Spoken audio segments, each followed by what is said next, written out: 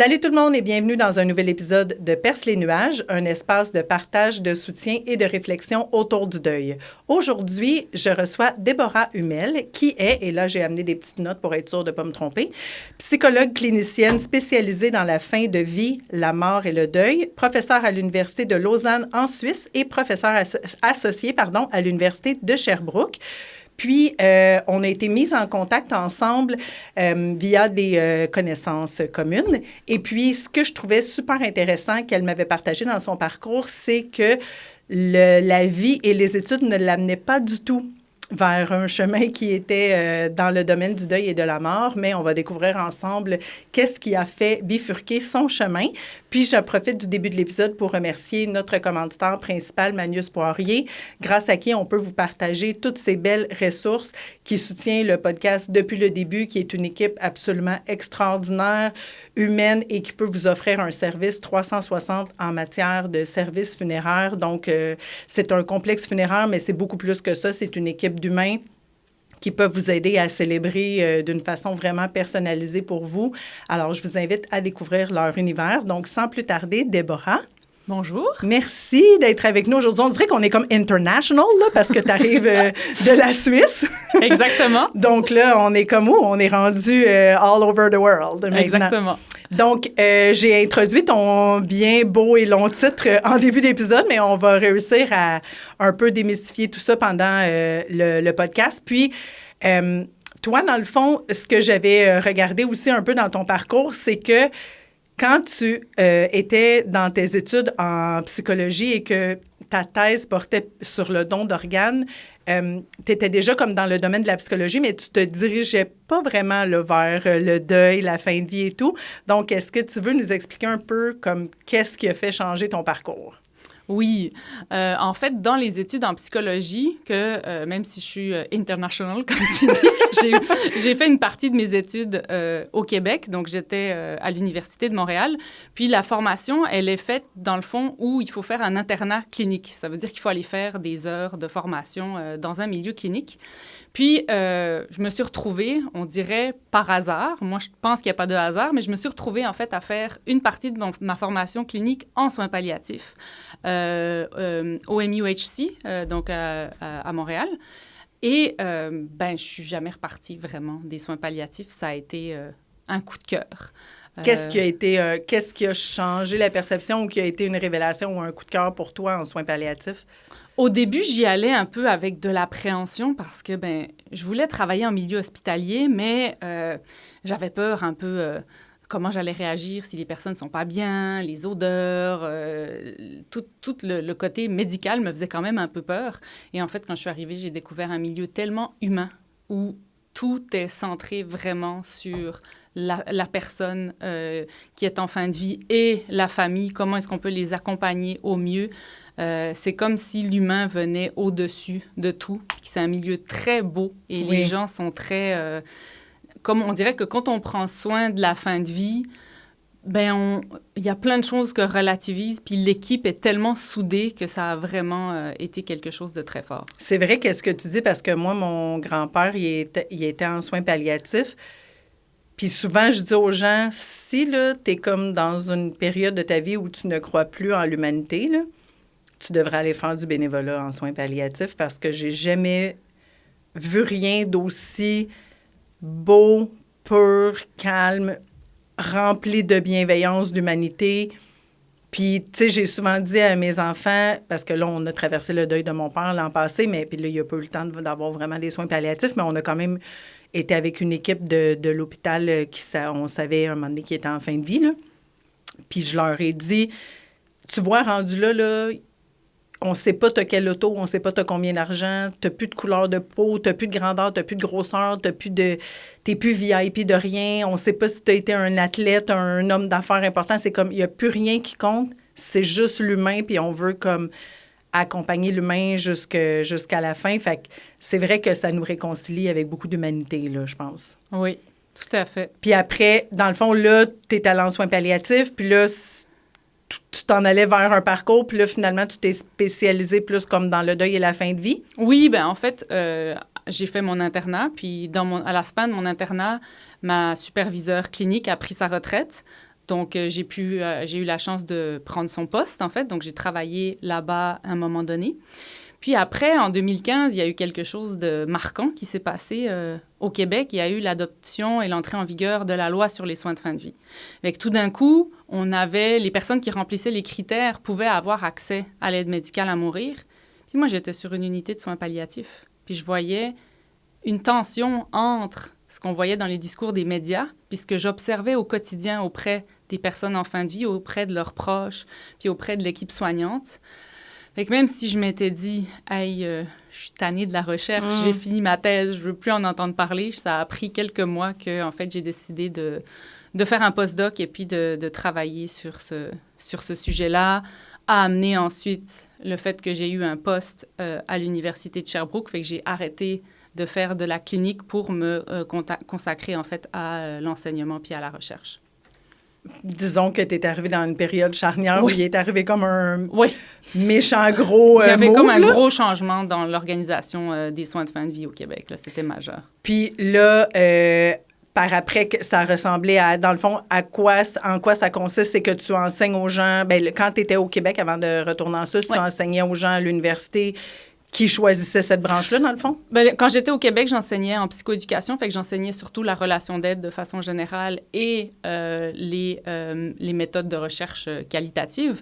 Puis c'est plutôt quand j'ai eu mon poste là maintenant à Lausanne que j'ai vraiment pu mettre sur pied là, mes enseignements qui sont relatifs au deuil, à la mort et à la fin de vie. OK. Puis je trouve ça intéressant aussi, le fait de ton cheminement dans ce domaine-là qui a fait que finalement, tu es retourné en Suisse. Est-ce que tu veux le partager avec nous? Parce que je pense que ça a quand même un beau lien. Oui, absolument. En fait, de travailler sur la proche aidance, le deuil, la mort, la fin de vie, puis d'être en fait la seule personne de ma famille. J'avais mon conjoint et mes enfants là, qui étaient au Québec avec moi, mais en fait, même si c'est peut-être pas évident dans mon accent, moi, je suis originaire de Suisse.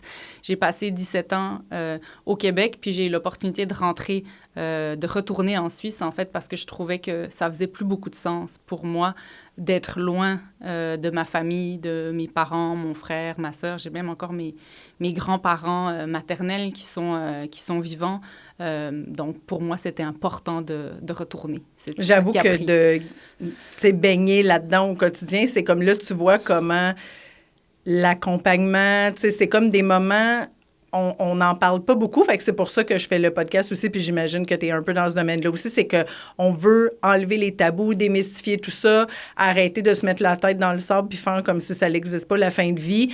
Puis comme quand on le côtoie au quotidien, bien là, tu te rends compte que c'est plein de grâce et de lumière aussi, puis que ça nous apprend des grandes leçons sur la vie en même temps. Donc, c'est sûr que là, des fois, tu revois tes priorités puis tu te dis, ouais, peut-être que j'aimerais mieux être proche de ma gang, finalement. Oui, puis quand j'étais clinicienne, là, je l'ai vu, quand je faisais de la clinique, je l'ai vu plusieurs fois, des gens qui arrivaient à la dernière minute parce qu'ils habitaient à l'étranger puis qui n'avaient pas pu être là. Puis j'ai dit, est-ce que c'est vraiment cette personne-là que j'ai envie d'être ou j'ai envie de pouvoir être, en fait, plus proche au quotidien? Ouais. Puis c'était ça, j'avais envie de faire plus, d'être plus proche, dans le fond, de la famille, ça faisait plus de sens pour moi. Puis là, présentement, en Suisse, dans le fond, tu enseignes plus précisément vraiment tout ce qui a trait avec la psychologie du deuil, de la fin de vie et tout ça. Donc, c'est toi qui enseignes aux étudiants un peu comment accompagner les gens à ce niveau-là. Oui, exactement. Pour les étudiants qui sont au baccalauréat, j'enseigne un cours de psychologie de la mort et de la fin de vie. Fait que c'est plus général. On va parler de plein de choses autour, justement, de qu'est-ce que c'est la mort? Comment est-ce qu'on définit la mort? Les critères ont évolué, puis ils ne sont pas les mêmes, par exemple. Moi, je trouve ça fascinant. Ils ne sont pas les mêmes dans les différents pays sur comment on décide. On a l'impression que c'est facile, là. Soit on est vivant, soit on est mort. Mais non, il y a différents critères. Fait qu'on passe de plein de choses. On parle de ça. On parle aussi d'enjeux plus sociaux et anthropologiques. On parle, par exemple, de comment les enfants comprennent la mort, comment évolue leur compréhension de la mort en fonction du stade de développement. On regarde... fait qu'on aborde vraiment de façon un grand panorama la mort assistée, toutes les différentes... les éléments qui existent dans différents pays, la mort en contexte de don d'organes, le suicide. On parle vraiment de... J'essaye de couvrir. Il y a trop, il faut que je fasse des choix. Fait que ça, c'est mon cours au baccalauréat. Puis, à la maîtrise, ben là, c'est vraiment plus... on va plus approfondir sur la psychologie du deuil. Fait que là, on regarde ce que c'est le deuil, ce que c'est pas, peut-être les mythes qu'on peut avoir sur le deuil, puis comment est-ce qu'on peut intervenir dans différents contextes, comment on a considéré le deuil à travers les années, à travers les époques. On regarde aussi c'est quoi les bases sociologiques et anthropologiques du deuil. Fait que j'essaie vraiment de... Puis après ça, on y va selon le développement. Le deuil chez l'enfant, chez l'ado, chez le jeune adulte, dans le grand âge. Le deuil non reconnu, ça, j'aime beaucoup aussi en parler. Le deuil qui est non reconnu socialement, par exemple, on en parlait un petit peu avant, le deuil animalier, souvent, est non reconnu, ou le deuil quand il y a une disparition, quand on n'a pas retrouvé le corps, dans des cas, par exemple, de relations cachées, homosexuelles, de personnes plus âgées qui ne savaient pas qu'il y avait une relation maîtresse ou des relations conjugales, extra-conjugales étranges.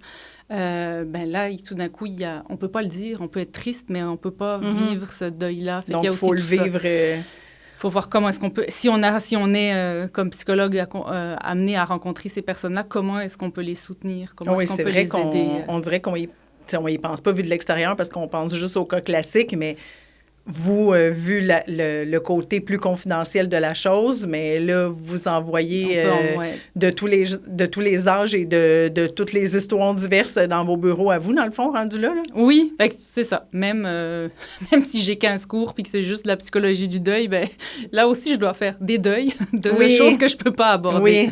Ah oui, parce que là, c'est comme nous, on se met à en parler puis on aurait pu en parler pendant 3 jours, là, je pense, tellement c'est comme un sujet. C'est pour ça que des fois, les gens me disent « Mais t'as pas peur que ça s'épuise à un moment donné, ton podcast sur le deuil? » Je suis comme « Pense pas. » Pas comme s'il y en a 20 000 en ce moment puis qu'on a fait le tour de la question. Là, on s'entend, on essaie d'enlever les tabous puis de se dire il va falloir qu'on comprenne que ça fasse partie de la vie puis qu'on apprenne à comme composer avec ça. Puis il y a un très bel épisode qui est sorti que les gens, au moment où on enregistre, que les gens n'ont peut-être pas vu encore, mais qui va être avec une Tana Doula qui nous explique tout comment notre corps sait comment mourir, puis que le fait d'en parler, de le démystifier, ça apporte beaucoup de douceur, ça enlève beaucoup de peur et tout autour du deuil. Donc, tu sais, je pense que plus on en parle, mieux ça va être. Puis, il y a un sujet d'ailleurs qui tient vraiment à cœur par rapport à ça, puis je pense que c'est super important de parler de ça parce qu'il y a beaucoup d'invités ou de gens qui viennent m'écrire en privé. Je prends un moment pour dire merci à tous les gens qui m'envoient des messages parce que je reçois vraiment beaucoup de messages via le site web, les différents médias sociaux qui me confient plein de choses bien précieuses. Puis je trouve ça le fun qu'ils sentent qu'il y a une oreille attentive. Mais je vois que beaucoup de gens pensent qu'ils vivent mal le deuil. Tu sais, on dirait qu'on a besoin de performer le deuil comme on performe tout le reste. Donc, puis aussi, ben là, on vit malheureusement dans l'époque où les gens pensent que toutes les réponses se trouvent sur ChatGPT, là. Donc, on aimerait bien connaître ton expertise. Oui, c'est ça, de vrai humain. Pro.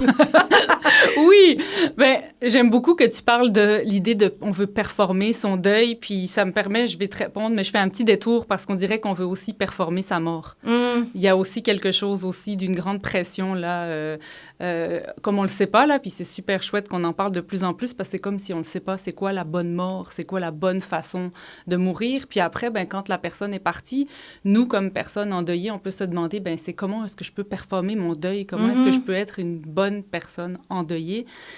Ben, il n'y en a pas une seule bonne façon. Il n'y a pas une façon de vivre un deuil. Ce qui est fascinant dans le deuil, c'est que c'est une expérience qui est à la fois universelle, on la retrouve partout dans le monde, mais qui est aussi à la fois profondément individuelle. Dans le sens que on peut... je pense que tu as un frère ou une sœur ou non? Non, moi, j'ai pas de frère. Non, je confonds avec un autre invité. Bref, un frère ou une sœur peuvent perdre un parent. Mais j'en ai beaucoup d'invités qui ont parlé de ça. Oui, c'est ça. C'était super différent. Que c'est super différent. Dans la famille. Est-ce qu'il y en a un ou une qui a vécu un meilleur deuil que l'autre ou qui a des meilleures réactions? Non, pas du tout. La réponse, elle est individuelle, puis les réactions sont vraiment individuelles puis personnelles.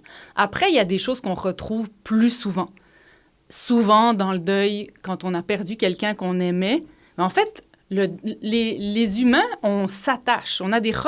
Quand on a des personnes qu'on aime beaucoup, on va développer une relation d'attachement que les psys appellent. Donc ça veut dire que la personne, je l'aime, je sais qu'elle est là, je m'attends à ce qu'elle soit là. Ben, le jour où cette personne-là n'est plus là, ben, la relation d'attachement est toujours là. Moi, c'est comme si j'ai pas fait la mise à jour de mon système, puis je m'attends encore qu'elle soit là. Mm-hmm. Donc, si une personne que j'aime n'est plus là, ben, je peux être triste, je peux être fâchée, je peux être désemparée, je peux vivre plein d'émotions, mais le fait de réagir à l'absence d'une personne qu'on aime, c'est normal et naturel. Donc ça, c'est la première chose, c'est normal de réagir, puis en fait, c'est sain de réagir avec des émotions. Parce que ton attachement, il n'est pas... Tu sais, je veux dire, instantanément, ça coupe pas tous tes souvenirs, la présence, les petites... les rappels au quotidien que tu as dans ta maison ou avec des souvenirs ou des trucs comme ça. Fait que ton attachement, il n'arrête pas de même, là. Non, pas du tout. Et justement, ben ça, c'est quelque chose de normal et de sain. Puis après, ben, il peut y avoir différentes autres réactions. Des fois, on peut avoir des réactions plus physiques, somatiques. Des fois, on a faim ou on n'a pas faim. On n'a pas envie de manger. On peut avoir un peu de difficulté de sommeil. On peut avoir de la difficulté à se concentrer. Fait qu'on peut avoir plein de réactions qui varient parce que c'est gros. Puis en fait, c'est pas nécessairement en lien avec qui c'était, comme est-ce que c'était mon père ou mon frère, ou pas nécessairement le lien biologique ou le nom qu'il pouvait y avoir avec cette relation, que l'amour ou la qualité de la relation d'attachement. Plus on était attaché à cette personne-là, ben plus ça fait mal qu'elle ne soit plus là. Oui, puis on peut le vivre de... Tu sais, c'est bizarre, là, l'exemple que je vais te donner, mais mettons, moi, notre premier chien qu'on a perdu, c'était comme mon premier chien à vie. On venait d'acheter la maison, moi et mon mari. On a eu le chien en janvier. On a eu notre plus vieux en avril. Tous les enfants sont nés avec le chien. Je veux dire, c'était comme... Il faisait partie de notre famille. Puis quand il a eu 10 ans puis il est décédé, j'étais inconsolable. Un moment donné, même moi, j'étais comme, hey, là, à un moment donné, prends-toi. Puis, tu sais, je pleurais là, tellement pendant comme une semaine. J'étais comme démolie. Puis là, je me disais, mais mec, mes parents, ils décèdent ou de quoi, je vais être genre à l'aide, là. Je vais être 1 an off, là. Puis quand mon père est décédé, j'ai même pas autant pleuré. Là, je me sentais super mal, sauf que mon père, lui, j'ai eu vraiment des blackouts. On dirait que j'étais comme post-traumatique. Il y a comme, j'avais de la misère à dormir, je voyais juste en boucle à l'hôpital avec lui, quand on est sorti de la chambre. Puis, des fois, mes enfants, ils venaient me dire quelque chose ou mon mari ou de quoi. Puis là, j'étais comme, hey, pour vrai, excuse, je sais que tu m'as parlé. Oui. J'ai répondu, je me rappelle plus. Oui. Bien, ça aussi, c'est assez courant. C'est ça, mais ça c'était aussi, complètement différent. Mais ça peut être, c'est ça... Quand je travaillais en clinique puis que je voyais des personnes endeuillées qui venaient, il y a beaucoup de personnes que je voyais 1, 2, mettons 3 rencontres. Puis en fait, la principale chose que je faisais, c'était normaliser leur expérience de deuil. Les rassurer, leur dire ce que vous vivez, c'est normal. Vous n'êtes pas une personne extraterrestre, c'est pas dangereux. Puis le deuil, pour moi, ce sont des vagues. Donc, des fois, ça monte, des fois, ça descend. C'est pas un chemin linéaire. C'est vraiment quelque chose qui évolue. Et on peut le voir aussi comme un tremblement de terre. Mettons, ton papa décède, ça vient faire des secousses. Mais selon où tu étais, pour les différents membres de la famille, pour tes enfants, pour ton conjoint, pour ta maman, ça vient tous vous faire vivre quelque chose. Mais c'est le même tremblement de terre qui a eu lieu. Mais les secousses vont être différentes. On va ressentir le deuil de façon différente. Moi, je trouve que ça donne une image. Puis peut-être pas au même moment. Pas au même moment, pas à la même intensité. Puis est-ce que ça fait que, il y en a, encore une fois, il n'y a pas de jugement, il n'y en a pas un qui est meilleur que l'autre. L'expérience, elle est différente. Oui, parce que, tu sais, mettons, moi, quand mon père est décédé, si je compare à ma famille... Tu sais, mon père, il allait chercher les enfants à l'école tous les midis. Bien là, il y en a qui étaient rendus au secondaire, là, mais il allait chercher les enfants à l'école tous les midis. Il était à tous les matchs de hockey. Tu sais, moi, fait que je le voyais tous les midis, il venait dîner à la maison. Tu sais, on s'écrivait souvent. Tu sais, fait que moi, mettons, sur le coup, quand c'est arrivé, là, on dirait que j'étais en mode maman, protection. J'ai pleuré, mais comme, on dirait que j'étais plus comme, maman, es-tu correcte? Elle a tué, son argent ne sera pas gelé. Tu sais, c'était comme en mode protection. Fait que le premier jour que les enfants sont retournés à l'école, puis que je suis revenue, puis que là, mon père n'était pas là pour dîner, c'est là que j'ai craqué. Mais tandis que pour un de mes garçons, c'était quand, mettons, la première game de hockey qu'il a joué, puis que lui, il fait toujours le décompte. OK, papa, il est là, maman est là, Sarah est là, Thomas il est là, papou, il n'est pas là. Là, tu sais, c'est comme... Fait que lui, ça a été là. Fait que, tu sais, il n'y a pas nécessairement un bon ordre, des bonnes étapes. Tu sais, ça se peut que peut-être que j'en avais un qui avait une petite peine d'amour qu'on connaissait pas à l'école, fait qu'il l'a pris plus dur. Ça se peut que l'autre, il était dans une bonne période, tout allait bien, fait que là, il l'a pris un peu moins dur, mais 3 jours plus tard, c'était plus dur. Tu sais, c'est comme, je trouve, il y a un de mes invités, Bruno, qui parlait beaucoup de ça aussi, que lui, au début, il cherchait des réponses sur Internet, puis que là, tu sais, des fois, tu penses que t'es pas bon parce que là, t'es comme, mais là, je suis pas les étapes. Oui. Mais il n'y a pas d'étapes, je pense. Non, il n'y a pas d'étape. Il n'y a pas d'étape. On a longtemps cru, puis en fait, les étapes, ça nous vient d'une psychiatre suisse et américaine qui s'appelle Elisabeth Kubler-Ross. Puis ça a été mal compris, sa théorie. Elle, en fait, elle a étudié les personnes en fin de vie, c'est quoi les étapes qu'elles vivraient vis-à-vis de leur propre mort. OK. Fait qu'elle avait développé des étapes en vue de faire le deuil de soi-même. Puis j'ai tellement de misère avec les étapes que je ne les sais même pas, mais je pense que ça commence par le choc, puis ça finit en théorie par l'acceptation. Puis après ça, ce modèle, il a été comme transposé aux personnes endeuillées, sans qu'on réfléchisse, est-ce que c'est la même chose de penser à soi-même qu'on ne sera plus là, ou, et moi je pense que non, c'est pas la même chose que de vivre le deuil de quelqu'un qui n'est plus là. Puis ben, c'est comme si ça rassurait, je pense, les gens, puis ça donnait un cadre d'avoir certaines étapes, c'est prévisible. Il y a un élément que je trouve intéressant dans l'idée d'avoir des étapes, c'est que ça montre que ça avance. Puis moi, ce que je voyais des fois en clinique, c'est que les personnes qui ont l'impression que j'ai toujours de la difficulté à me concentrer, je suis toujours en train de partir à pleurer. Ben, l'idée des étapes, ça peut être rassurant en disant, ben, ça va bouger. Fait que c'est le seul côté positif que je pourrais le laisser aux étapes, c'est que comme ça va... le reste. Là. Si ça te fait du bien, prends-le. Voilà, puis... exactement. Mais après, ben, il y a des enjeux aussi que ça donne l'impression que faudrait suivre une étape, qu'il y aurait comme une bonne recette, puis est-ce que je le fais, est-ce que je le fais pas? Moi, j'aime mieux voir le deuil comme une oscillation, comme si on bouge entre des moments orientés, qu'on appelle orientés vers la perte. J'écoute une musique, puis ça me fait pleurer. Je regarde des photos. Je vais réécouter le message sur le répondeur. Je pense qu'il y avait un invité qui parlait de ça, tu sais, comme d'aller réécouter sa voix. Puis, il y a des moments où, hey, j'en ai assez, là. J'ai besoin d'autre chose. Je vais aller faire une marche en forêt, sortir au cinéma avec des amis, faire une activité que j'aime. Puis, en fait, ce qui est sain, c'est d'osciller entre des moments où je suis orientée vers la perte et des moments où je suis orientée vers la restauration. Puis, si j'éclate de rire puis que je me sens bien, j'ai pas besoin de me sentir coupable que j'aimais pas la personne. C'est comme si... Je trouve que cette idée-là de pouvoir bouger d'un à l'autre, ben là, ça aide plus, j'ai l'impression, les personnes à cheminer puis à se dire, OK, ben aujourd'hui, c'était une journée où le baromètre, il était plus vers la perte. Puis peut-être que demain, ça irait à ce moment-là. Puis à la fête des pères, ben ça se peut qu'on retourne plus du côté de la perte. Puis il y a d'autres moments, et pour moi, ça n'a pas de fin.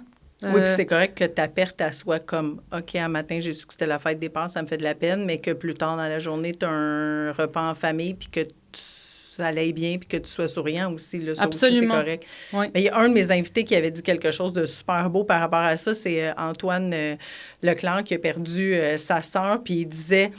À un moment donné, j'ai compris, ou je pense non, c'était son conseil qu'il donnait à la fin, puis il dit, moi, le conseil que je donnerais, c'est donnez-vous des pauses. Oui, absolument. Il faut que tu te donnes une pause, comme là, va gamer avec tes amis, va prendre une bière dans un bar, va faire une course à l'extérieur, mais puis je pense pas que la personne décédée non plus voudrait que tu ne broies que du noir, là, tu sais, fait que... Non, c'est correct de broyer du noir, puis c'est correct d'avoir des bouts que tu n'en broies pas. Là. Et ça fait pas de nous qu'on aime moins, puis qu'on a moins de peine, puis qu'on s'ennuie moins de la personne. C'est juste qu'à un moment donné, c'est un équilibre à trouver. Puis vivre ta peine, c'est pas nécessairement toujours pleurer non plus. C'est un peu ça que je me suis rendu... Ben, tu sais, mon deuxième fils aussi l'avait vécu un peu... Tu sais, ils l'ont tous vécu très difficilement, là, la perte de mon père, mais... Tu sais, des fois, je me rappelle qu'il était comme, mais là, c'est-tu moi, là, comme, tu sais, je pleure. Tu sais, il me semble que je pleure pas comme tout le monde ou nanana, est-ce que c'est parce que je l'aimais moins? Puis que là, t'es comme, mais non, tu sais, on peut pas mesurer la peine à cause que tu pleures ou tu pleures non, pas. Peut-être que toi, tu vas y donner pas en du larmes. sens. On peut pas calculer. C'est ça, t'es comme, mets toutes tes larmes dans le petit cop, là. On va voir à la fin de la semaine qui l'aimait le plus, papou. Non, c'est ça. Ça peut se manifester différemment. Après, moi, comme professionnelle, ce qui m'inquiète, c'est si une personne reste complètement, tout le temps dans la perte, ou au contraire, qui est complètement dans la restauration, puis qu'il n'y a pas cette oscillation. Là, on peut peut-être s'inquiéter. Mais tant qu'il y a du mouvement, et puis qu'on est capable d'avancer, qu'on est capable de fonctionner dans le quotidien, le deuil, c'est normal. On le vit depuis qu'on est attaché à des gens, donc depuis la nuit des temps. Là, je ne suis pas une historienne, je n'oserais pas dire le nombre d'années, mais c'est quelque chose de naturel et d'universel, le deuil, même si c'est très souffrant. Mais on dirait que les gens, ils ont un peu de difficulté avec ça. En tout cas, là, je parle peut-être plus comme au Québec et tout, dans le sens que là, on a moins, tu sais, la présence de la religion et tout, et un barème que c'est comme quelqu'un décède, il se passe ça, on fait ça, puis là, tout le monde fait ça, fait que là, tu sais que tu fais ça, parce que là, c'est un petit peu plus comme libre, puis là, en plus, il y a l'aide médicale à mourir, puis là, nanana, fait que là, c'est comme, on dirait que le monde sont comme, c'est cool, là, on dirait on a le champ libre, mais en même temps... On dirait, là, je ne sais pas comment faire. Oui. Il n'y a rien qui me dit comment faire. C'est comme si on n'a plus les codes sociaux, ils ont évolué. Avant, on le savait, puis aux funérailles, on portait du noir. Et puis, en fait, c'est fascinant. Là, je discutais dernièrement j'ai lu le livre d'une sociologue qui est vraiment passionnant et qui elle raconte une étude ethnographique des pratiques de deuil. Là, pour le coup, c'est en Suisse romande, mais elle a trouvé des documents d'archives où il y avait même vraiment le catalogue de comment s'habiller pour aller aux funérailles. Ah, c'est sûr. Tu pouvais acheter là, tes habits spéciaux pour la funéraille, puis après, il y avait les habits spéciaux pour femmes endeuillées, mais endeuillées de qui? C'était pas les mêmes habits noirs, dépendamment de qui t'étais endeuillé, puis combien de temps tu devais les porter après. Fait que c'est pour voir à quel point ça a été réglementé par le passé. On peut critiquer le fait que c'était peut-être rigide, mais ça venait aussi avec... les gens le savaient que t'étais endeuillé. Aujourd'hui, tu peux croiser quelqu'un au supermarché, puis peut-être qu'il ne sait pas que t'es endeuillé. Puis je pense que tu avais un invité aussi qui en parlait que des fois, ça fait du bien d'avoir quelqu'un qui juste comme reconnaît qu'on est endeuillé, nous donne un petit mot, une petite marque d'affection ou une petite marque de reconnaissance. Là, on l'a un peu perdu parce que ça fait plus partie de notre vie. C'est comme si on a voulu effacer la mort en pensant que si on n'en parle pas, ça va pas nous arriver. Oui, puis c'est tellement intéressant qu'on parlait un peu hors micro que tu disais aussi, c'est parce que là, premièrement, on ne sait plus comment dealer avec la mort parce que il y a comme plus de rituels rigides autour de ça. Ça a du bon, ça a du moins bon. Mais en plus, faut pas trop la montrer, la mort. Là.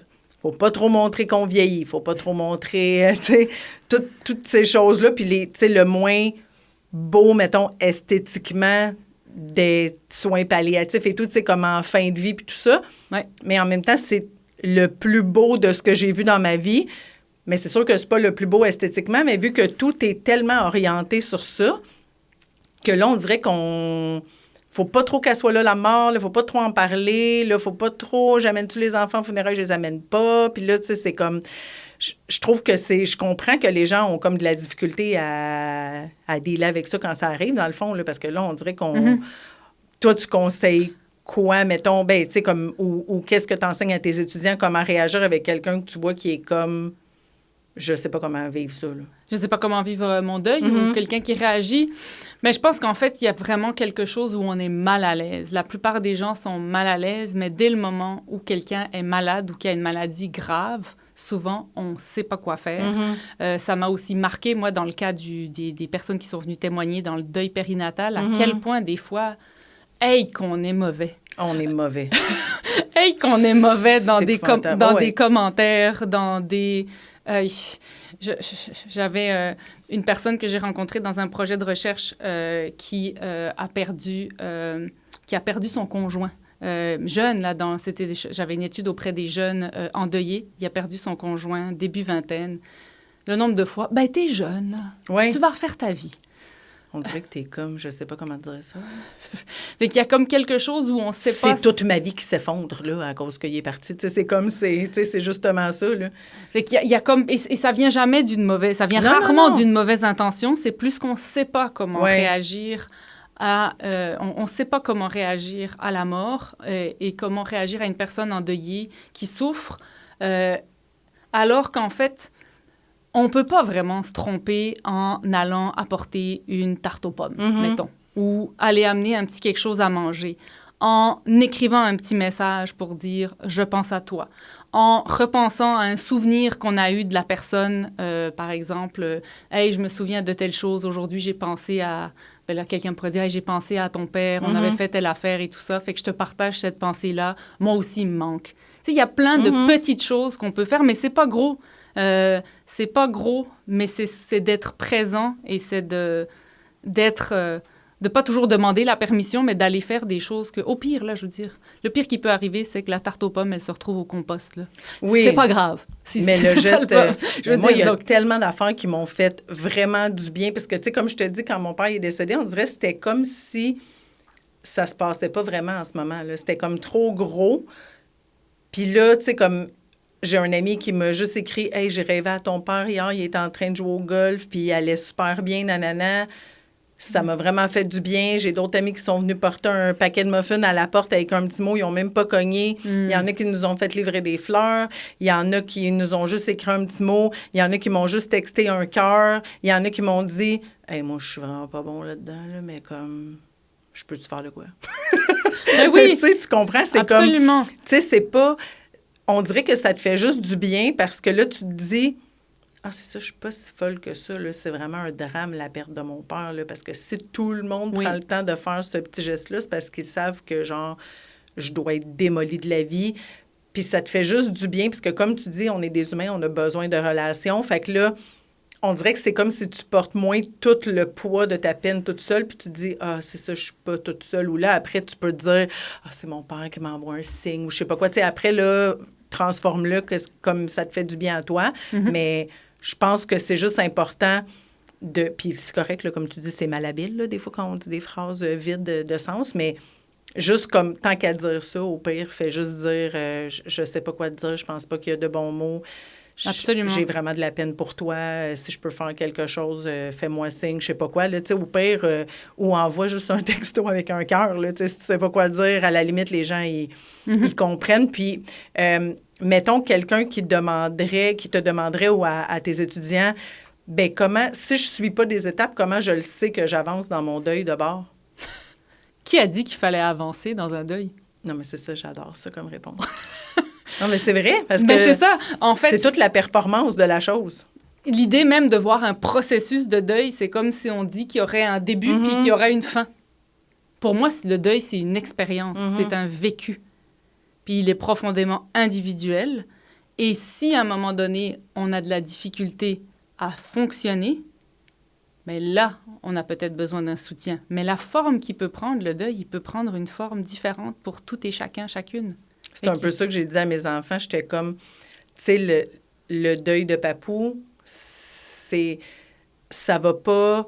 Il y a des jours, ça va bien aller, il y a des jours, ça va pas bien aller, puis je vais le porter jusqu'à la fin de ma vie. Fait qu'il n'y aura pas de début, pas de fin, puis comme... Ben, il y a un début, là, parce qu'il est mort à un moment donné. Là, on va se le dire.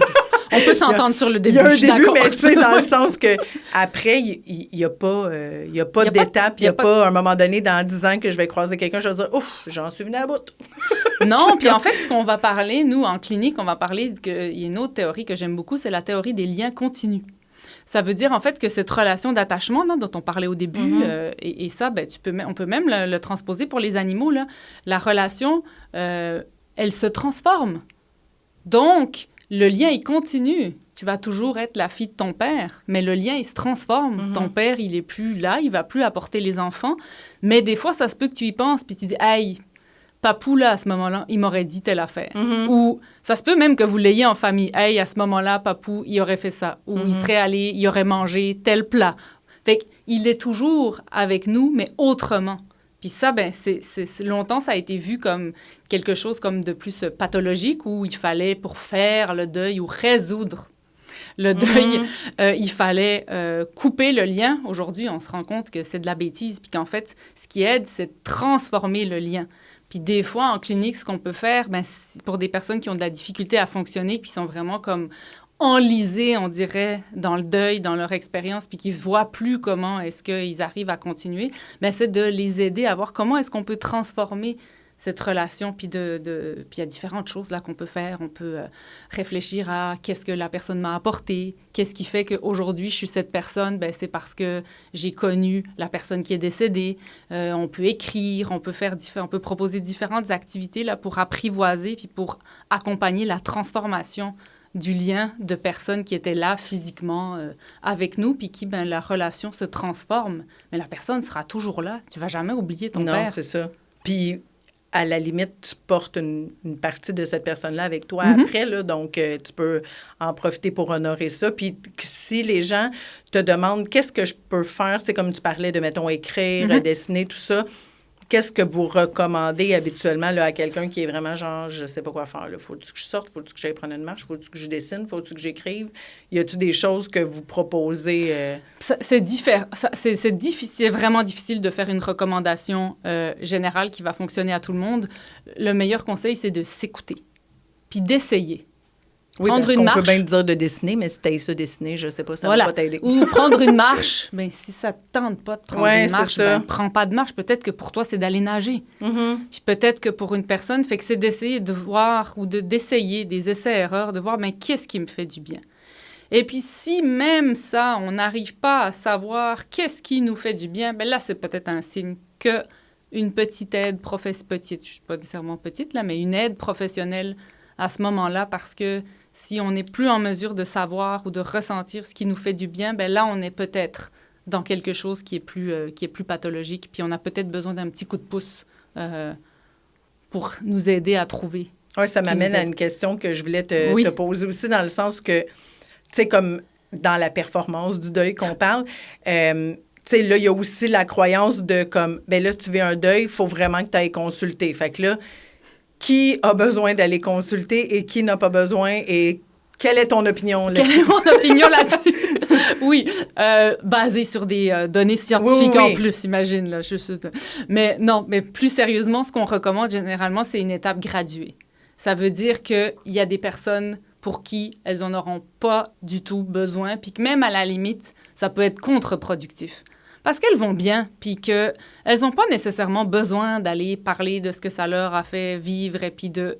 Parfait, très bien. Il y a une autre partie des gens qui peut bénéficier vraiment d'informations, comme on a un peu parlé. OK, c'est ça être en deuil. OK, c'est normal que j'ai des moments où j'ai pas d'attention, où j'ai ça. De se faire rassurer que, OK, il y a des moments, ça bouge, fait que d'avoir juste de l'information sur ce que c'est le deuil, pour une grande partie des gens, c'est déjà rassurant. OK, je ne suis pas folle, je ne suis pas fou, ce que je vis est normal, parfait, ben je vais le vivre pleinement. Je l'ai juste fait valider, là. Voilà, exactement, je le fais valider.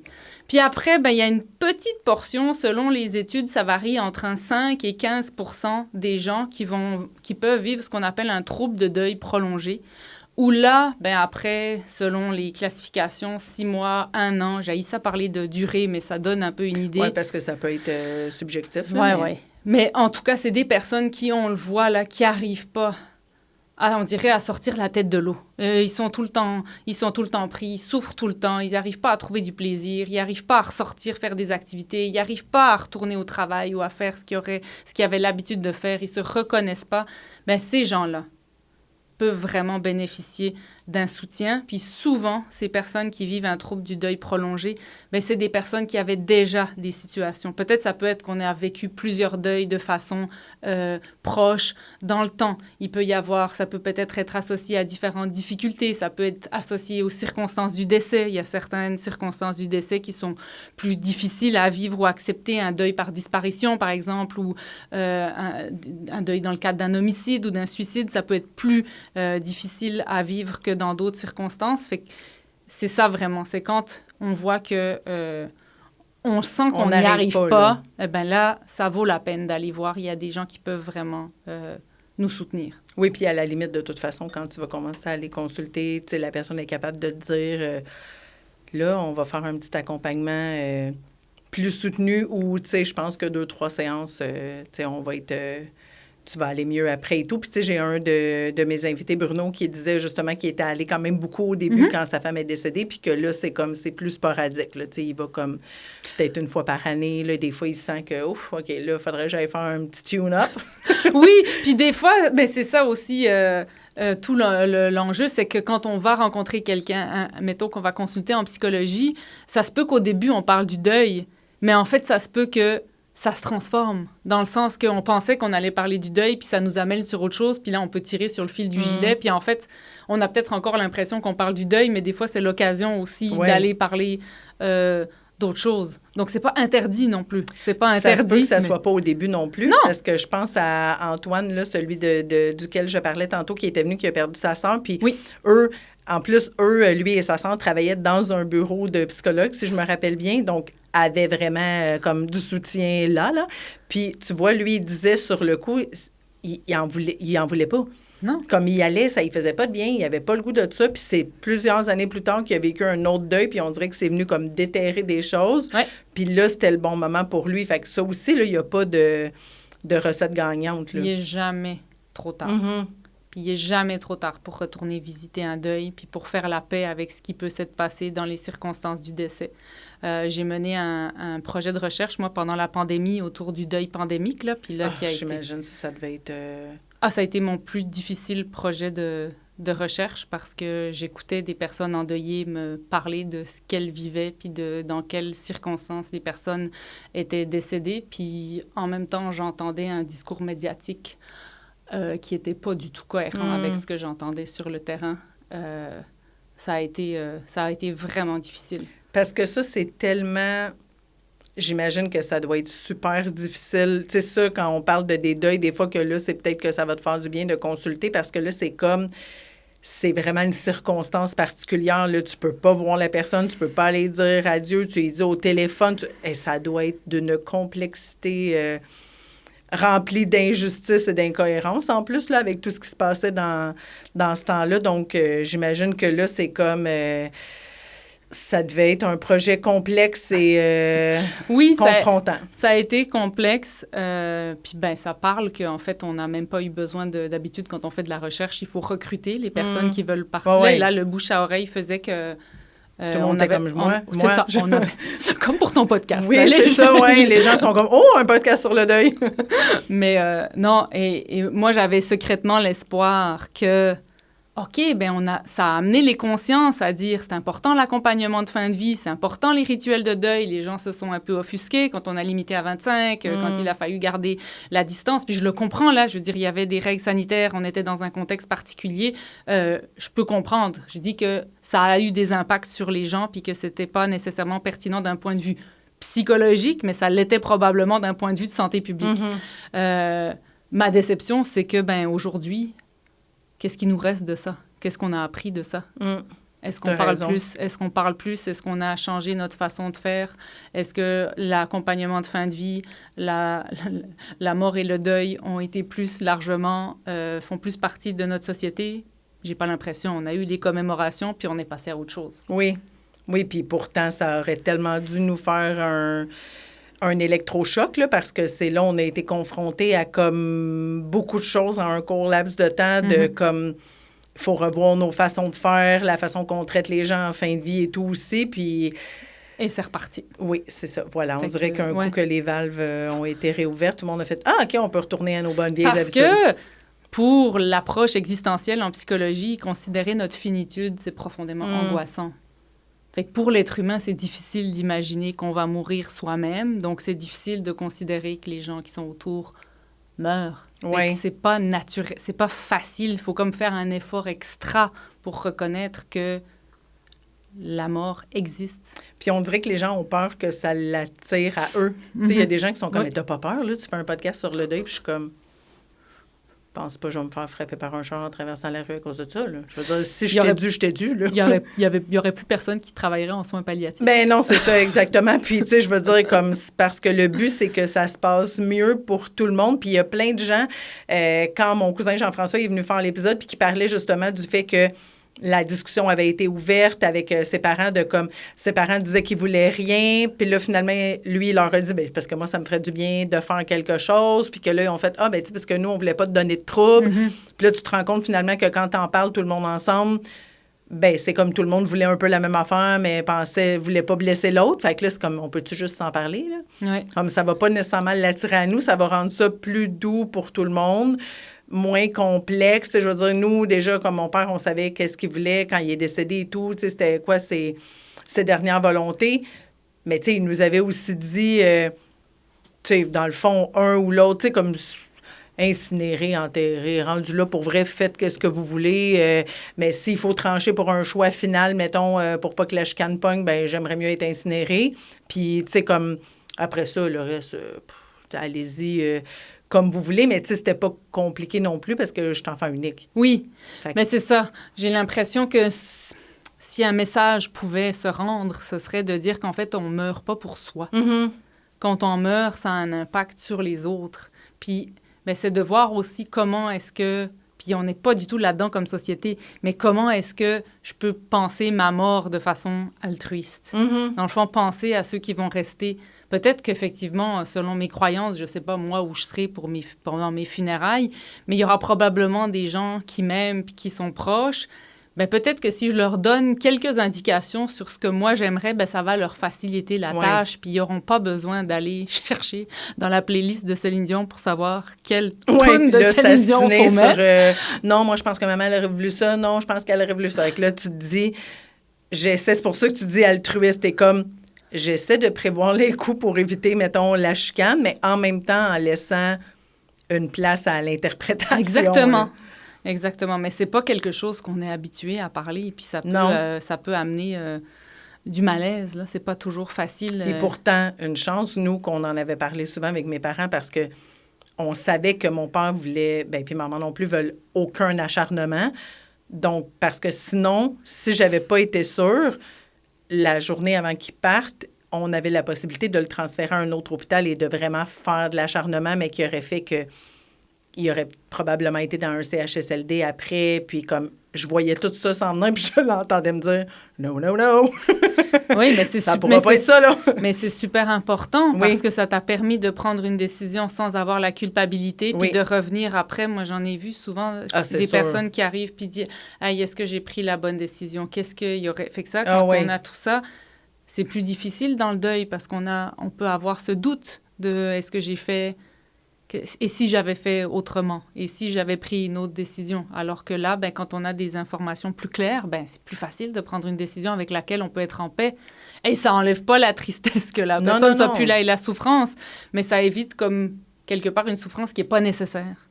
Puis est-ce que... Parce que là, la fin de vie, l'aide médicale à mourir et tout, tu sais déjà qu'on n'est pas super bon avec le sujet du deuil en général. Oui. Là, ça amène quand même un niveau de complexité. Oui. Là, en plus, toi, t'es comme... là, t'as la vision de la Suisse et vu que t'es international. Et qu'est-ce qui se passait au Québec? Mais mettons, en général, dans tes enseignements, est-ce que c'est quelque chose qui commence à prendre plus de place parce que ça, tu sais, c'est une option qu'on n'avait pas tant avant, là? Oui, puis on s'est beaucoup posé la question. J'ai un doctorant qui a travaillé là-dessus au Québec, puis de regarder, en fait, c'est quoi la différence d'expérience de deuil si on compare, mettons, l'expérience des gens qui sont décédés avec des soins palliatifs ou qui sont décédés avec de l'aide médicale à mourir. Puis la réponse courte, c'est que c'est pas ça qui change. C'est pas le type de mort qui fait nécessairement la différence. Il y a plein d'autres facteurs qui viennent jouer un rôle. Il n'y avait pas une différence significative entre les deux groupes. C'est sûr qu'il n'y avait pas un gros échantillon. Il a fait ça au début aussi, assez au début après l'entrée en vigueur de l'aide médicale à mourir. Mais en fait, encore une fois, c'est profondément multifactoriel. Ça dépend comment s'est passée l'aide médicale à mourir. Parce que moi, j'ai déjà été sur l'unité, puis le patient il a demandé l'aide médicale à mourir, puis il ne l'a pas dit à sa famille. Fait que le lendemain, les gens sont arrivés sur l'unité, puis il était parti. Mais il ne pouvait pas le dire parce que secret médical. Fait que des fois, on a tendance à associer aide médicale à mourir avec belle fin de vie, beau rituel, tout le monde se parle, tout le monde est d'accord, c'est bisounours au pays des licornes, puis c'est vraiment beau, puis c'est beau. Ça se peut, il y a des histoires. Je pense à une invitée qui a très bien vécu, puis ça veut pas dire que son deuil, son expérience de deuil, elle est pas triste d'avoir perdu, je pense que c'était sa maman. Oui, ben, c'est la grand-maman de mon conjoint, dans le fond, qu'en novembre dernier. Sauf que tu vois, c'est intéressant que tu parles de ça parce que quand j'ai des épisodes où est-ce qu'on parle de l'aide médicale à mourir, j'ai toujours beaucoup de commentaires et de messages. C'est très polarisé. Oui. C'est du monde qui ont eu des belles expériences, des gens qui sont pas du tout d'accord avec ça. C'est très polarisé. C'est très polarisé. Puis, ben nous, ce qu'on avait aussi, il y a un enjeu aussi, c'est que souvent, les gens qui vont parler de ça, ils peuvent avoir une motivation pour parler de ça aussi. Il y en a qui ont comme l'idée de vouloir faire comme la promotion aussi, fait qu'il faut se méfier autant. Tu sais, puis là, comme scientifique, moi, j'essaye de regarder ça avec nuance et puis de pas aller pour mes préférences. Là, je ne sais pas, moi. Je n'arrive pas à me prononcer. C'est ce que, pour moi-même, est-ce que je voudrais y avoir recours ou pas? Je le sais pas, parce qu'en ce moment, je suis en bonne santé puis j'arrive pas à me projeter de qu'est-ce que ça pourrait être. Mais c'est sûr que ça déclenche un peu les passions. On dirait que souvent, il y a des gens qui sont pour, il y a des gens qui sont contre. Il y a des gens qui l'ont bien vécu, puis ça peut effectivement permettre d'ouvrir ce qu'on appelle la fenêtre temporelle du mourir. C'est ce qui se passe juste avant la mort. Puis si l'aide médicale à mourir le permet, qu'on se parle, qu'on fasse les derniers au revoir, qu'on planifie un dernier souper tous ensemble, et puis que, ben, effectivement, ça peut faciliter l'expérience de deuil. Mais, et là, c'est notamment l'expérience de Manuelle Légaré, là, qui est la fille de Pierre Légaré, puis qui a très mal vécu l'aide médicale à mourir de son père, puis qui a sorti la pièce documentaire Club Sandwich Mayonnaise, où elle aurait aimé, elle savait qu'il allait décéder par aide médicale à mourir, mais quand le médecin lui a demandé est-ce que vous aimeriez autre chose, vous aimeriez dire quelque chose, puis elle s'attendait peut-être qu'elle dise ben merci, je t'aime, je sais pas qu'est-ce qu'une fille a envie d'entendre de son père. À ce moment-là, il dit ben j'aimerais bien un Club Sandwich Mayonnaise. Puis il y a eu son aide médicale à mourir, puis c'était fini. Puis pour elle a vécu très difficilement son expérience de deuil. Donc, on ne peut pas faire une équation aide médicale à mourir égale deuil plus facile ou deuil plus difficile. C'est plus complexe, c'est tout le reste. C'est dans quel contexte ça s'est déroulé? C'était quoi la relation qu'on avait avec la personne avant? Est-ce qu'on a déjà vécu d'autres deuils dans le passé? Qu'est-ce qui se passe dans notre vie à d'autres niveaux? C'est beaucoup plus complexe. C'est un des éléments, mais on ne peut pas tirer une conclusion juste sur la base du type de la circonstance du décès. C'est un des facteurs. Non, puis c'est pour ça aussi que des fois, il y a des commentaires, tu sais, comme à l'épisode de Manon qui est venu, puis que j'étais comme, on fait pas la propagande, on dit pas que c'est une bonne idée, l'aide médicale à mourir. Moi, je lui ai donné la parole à elle pour son expérience à elle. Si toi, tu n'as pas eu une bonne expérience, tu peux venir la raconter aussi. On dit pas que si on fait la promotion de l'aide médicale à mourir. Dans ces circonstances-là, ça va ouvrir la discussion pour des cas semblables, mais tant mieux si ça ouvre la discussion aussi pour dire mais moi, je suis pas d'accord avec ça du tout, puis ça n'a pas bien été pour moi, ou, tu sais, c'est dans mettons, mes croyances personnelles, je pense pas qu'on peut décider, il faut vraiment attendre à la fin. Puis, justement, la Tanadoula nous expliquait que il y a une chose avec laquelle les gens ont beaucoup de difficultés, c'est que des fois, la personne avec qui elle parle, elle ne veut pas atténuer sa souffrance. Elle n'en veut pas de médicaments. Elle est comme, non, je le vis jusqu'au bout, puis je vais peut-être avoir mal, puis tout, c'est pas grave, c'est comme ça que je veux le vivre. Puis là, la famille le vit super mal autour, puis là, ils sont comme, ben voyons, pourquoi il n'en prend pas? Puis là, tu sais, c'est comme, c'est vraiment imprévisible. Puis je pense que la seule chose qu'il faut retenir de tout ça, c'est que l'important, c'est d'ouvrir la discussion, aller chercher de l'aide si on sent qu'on en a besoin, s'entourer, pas essayer de performer le deuil puis de trouver la façon parfaite de le faire ou performer non plus comment tu accompagnes les gens autour de toi qui vivent un deuil. Là, on dirait qu'on veut performer tout, là. Oui, on est un peu dans le culte de la performance, mais s'il y a un moment où on peut retourner peut-être vers l'essentiel puis retourner vers les émotions, ben, c'est quand on vit en deuil quelque part, où on peut peut-être se permettre de le vivre. Si on peut, c'est tout l'enjeu aussi qu'on est supposé avoir réglé ça en 48 heures, mais ça... Oui, c'est ça. Ça se réglera pas en 48 heures. Je vous vends tout de suite le punch. Exactement. C'est vraiment le meilleur résumé. Puis, tu sais, après, trouver qu'est-ce qui vous fait du bien à vous, puis continuer à discuter, à échanger, à poser des questions, à trouver des ressources. Je sais que tu m'avais partagé quelques ressources là, qui pouvaient être intéressantes, que je vais mettre en lien d'épisode parce que tu sais, j'essaie souvent aussi, quand on fait des épisodes, de mettre les ressources de quoi on discute, puis comme pour que les gens puissent aller piger qu'est-ce qui leur fait du bien là-dedans. Puis, ben on souhaiterait bien à des étudiants de croiser ton chemin pour qu'on ait encore plus de monde bienveillant qui vont être là pour aller utiliser cette... ben pas utiliser, mais prendre la voie de cette spécialité-là, parce que je pense que tu sais, je veux dire, ça va pas... Il n'aura pas moins, il n'aura pas plus. C'est comme on va tous passer par là. Fait que ça va nous prendre des bons psychologues pour nous accompagner. Qu'est-ce qui s'en vient pour toi présentement? As-tu des projets quelconques ou des trucs spécifiques sur lesquels tu travailles à l'université? Oui, ben j'ai terminé un projet auprès des jeunes adultes, donc des 18-25 ans qui étaient impliqués en proche-aidance. Puis comment est-ce qu'ils ont vécu, en fait, leur expérience, en quoi leur expérience de deuil est ou pas différente du fait qu'ils ont été impliqués en proche-aidance. Puis ça a été extrêmement touchant comme projet de recherche. En fait, ils ont beaucoup parlé notamment de leur expérience de la solitude, puis comment ils étaient peu reconnus à la fois dans leur expérience de proche-aidance, puis après ça, dans leur expérience de deuil. Puis en les entendant, ça nous a donné l'idée de faire une entrevue de groupe. On appelle un focus group en recherche, où on les a rassemblés, ces personnes-là. Puis en fait, on n'a quasiment rien dit, là. Ils se sont parlé entre eux, puis à quel point ça leur a fait du bien de se rendre compte qu'ils n'étaient pas seuls et puis qu'il y en a d'autres qui vivaient cette expérience. Puis oui, là, c'était chez des jeunes proches aidants endeuillés, mais je pense que ça vient retrouver quelque chose de vraiment particulier, que souvent, on peut se sentir très seul puis avoir l'impression que les autres ne nous comprennent pas quand on vit un deuil. Puis je trouve que c'est une des forces aussi de ton podcast, c'est qu'en entendant les histoires des autres, bien, il y a des éléments qui peuvent nous faire résonner, puis probablement que ça doit faire beaucoup de bien de se dire des trucs. Oh non, ça me ressemble pas, puis c'est correct parce qu'on a chacun notre façon de le vivre, mais de pouvoir raisonner puis d'entendre que oh moi aussi j'ai ce vécu-là, fait que c'est quelque chose qui est très soutenant.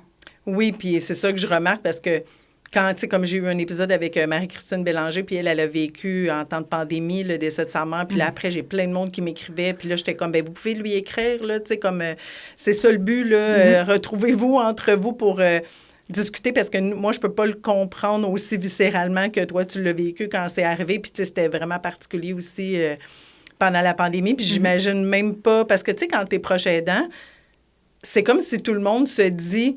Non, mais c'est normal, là, prendre soin de ta famille ou des gens, mais c'est tellement un don de soi, comme c'est normal, mais c'est sûr que tu te sens super solitaire au quotidien, puisque là, toi, tu dois faire tellement de sacrifices, puis comme toute ta vie est sur pause, puis j'ai une amie qui a perdu sa maman, justement, puis que c'est comme, là, après, quand, mettons, elle est décédée, puis là, le monde sont comme, ah, tu dois être soulagée, puis elle est comme, je suis pas soulagée. Non, et si elle était soulagée, des fois, ça peut venir avec une culpabilité en plus. Parce que des fois, les personnes proches aidantes vont nous dire hey, « je me sens mal parce qu'en même temps, je suis soulagée. » Des fois, c'est parce qu'elle ne souffre plus, mais des fois, c'est aussi parce que... c'est prenant, c'est très, très... C'était juste du sacrifice tous les jours, là. Voilà, mais c'est que le deuil peut être différent, comme chaque deuil est différent, mais qu'il y a aussi tout d'un coup une perte d'identité. Ça dépend pendant combien de temps on était personne proche aidante. Oui. Puis là, tout d'un coup, ben, ce qui aide souvent dans le deuil, c'est de retourner à nos activités un peu plus habituelles, ce qui nous faisait du bien. Mais si on s'est occupé de quelqu'un de très proche, puis que notre rythme de vie il était rythmé par les activités de proche aidance, là, on te dit, ben retourne à tes activités habituelles qui te faisaient du bien pour retrouver un semblant de normalité. Ça peut être d'autant plus difficile si tout ce qu'on faisait au quotidien nous rappelle que, Oui, puis excuse-moi, c'est parce que ton quotidien, du jour au lendemain... Fait que ton identité... n'est plus ton quotidien. Ton identité, là, même de personne proche aidante, t'es devenue, au lieu d'être proche aidante, t'es devenue endeuillée. Mais là, il faut comme que t'apprennes c'est quoi être endeuillée. Puis t'es pas juste endeuillée, t'as d'autres facettes de ta vie aussi. Oui, puis c'est ça que je disais, tu sais, que dans un sens, ça ressemblait un peu à comme... quand t'es enceinte, puis que t'accouches, Oui. puis que là, les gens sont comme « Ah, wow, t'es belle, ah, nanana, ah, si, ah, là, tu sais, tu veux-tu quelque chose, tu veux-tu t'asseoir, tatata. » Là, t'accouches, paf, t'existes plus. Tout le monde ne parle qu'à ton bébé, puis toi, t'es genre la personne qui allait à côté, puis que le monde après dise « T'as pris du poids, t'as perdu du poids, t'as ci, t'as ça, t'as ci. » Puis là, t'es comme devenu, t'es passé de genre la vedette à la personne à côté de la vedette. Mais tu sais, quand t'es proche aidant, on dirait que c'est un peu ça le parallèle. Des fois, c'est comme, tout le monde dit « Oh, wow, tu sais, c'est une proche aidante, nanana. » Là, la personne, elle décède, puis là, ils sont comme... Bon, ben là, elle va repartir sa vie puis faire ses petites affaires, mais j'ai un autre épisode qui va sortir aussi avec une invitée qui vient parler de qu'elle a été proche aidante pendant très longtemps avec sa mère atteinte d'Alzheimer, puis que c'est ça qu'elle disait, c'est exactement ce que tu as répété, c'est que c'est très violent, on dirait, du jour au lendemain, que tu passes de comme un quotidien où tout ne tourne qu'autour de ça, puis là, tu te retrouves avec tout le temps libre que tout le monde me fait « Oh, mon Dieu, ben là, t'as du temps libre, mais tu sais, la personne, c'est super violent comme choc, puis c'est très difficile de comme te retrouver. Puis c'est comme tu dis, c'est complexe, là, c'est comme des fois, tu dois faire... Puis là, t'es mal, t'es comme, oui, mais là, je suis soulagée, mais tu sais, elle est décédée, là, je peux pas être soulagée, là, mais tu sais, comme, t'as le droit d'être soulagée, mais absolument. Ça veut pas dire que t'as pas de peine. Tu sais, c'est complexe, là, comme deuil, quand même, oui, c'est ça, complexe, puis ça peut avoir été précédé du deuil blanc, tu sais, où ça dépend, surtout quand c'est des cas de démence type Alzheimer, où pendant longtemps, ben en fait, la personne est encore là physiquement, mais t'as une absence psychologique. Fait que là, c'est très dur, puis c'est comme une accumulation de pertes, puis finalement... Fait que ça aussi, c'est une expérience qui est... C'est un deuil infini. Là, ça aussi, c'est une expérience qui est différente. Donc, on peut pas... Puis, il n'y a pas de comparaison puis de graduation de la souffrance. Tu sais, ma souffrance est plus grande que la tienne ou pas. Fait que c'est chaque expérience qui va être différente. Puis, je pense que c'est ça, si on arrive comme société à accueillir la souffrance puis le deuil des autres, bien, je pense que... Oui, puis soyons donc un petit peu plus gentils. Oui. Tout le monde. Soyons plus gentils. Ça peut pas... On ne sait pas qu'est-ce que la personne a vit que tu croises à l'épicerie ou dans la rue. Fait que c'est ça la conclusion. Soyez gentils. Soyons gentils. Exactement. Hey, Déborah, merci tellement. C'était tellement intéressant. Je pense que ça va faire du bien à beaucoup de gens parce que je trouve ça vraiment le fun qu'on ait accès à aussi une opinion scientifique de la chose et tout parce que là, c'est pas, tu sais, comme j'aime beaucoup qu'il y ait plein de témoignages parce que, comme tu dis, je vois que les gens se reconnaissent beaucoup là-dedans, vont chercher plein de petits morceaux de qu'est-ce qu'ils ont besoin. Mais aussi, je pense que ça fait du bien de se faire dire comme que, tu sais, t'es pas obligé de le performer puis qu'il n'y a pas nécessairement une charte à suivre ou, tu sais, comme on peut, tout le monde a son expérience unique. Puis, je vais laisser tous les beaux liens que tu m'as partagés pour les gens par la suite. Merci beaucoup. Merci tout le monde.